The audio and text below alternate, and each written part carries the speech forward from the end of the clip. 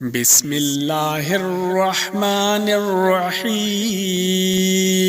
وأنا ظننا أن لن نعجز الله في الأرض ولن نعجزه هربا وأنا لما سمعنا الهدى آمنا به فمن يؤمن بربه فلا يخاف بخسا ولا رهقا وأنا منا المسلمون ومنا القاسطون فمن أسلم فأولئك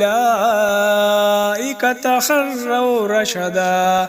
وأما القاسطون فكانوا لجهنم حطبا وأن لو استقاموا على الطريقة لأسقيناهم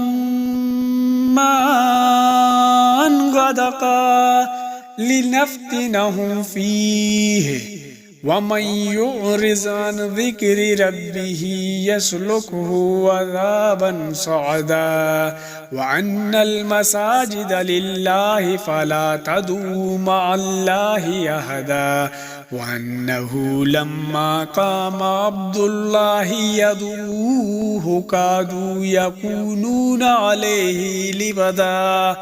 قل إنما أدعو ربي ولا أشرك به أحدا قل إني لا أملك لكم ضرا ولا رشدا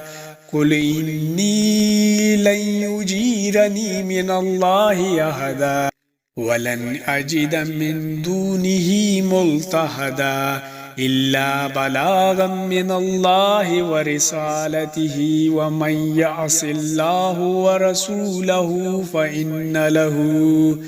فإن له نار جهنم خالدين فيها أبدا حتى إذا رأوا ما يوعدون فسيعلمون من أضعف ناصرا وأقل عددا قل إن أدري قريب ما توعدون أم يجعل له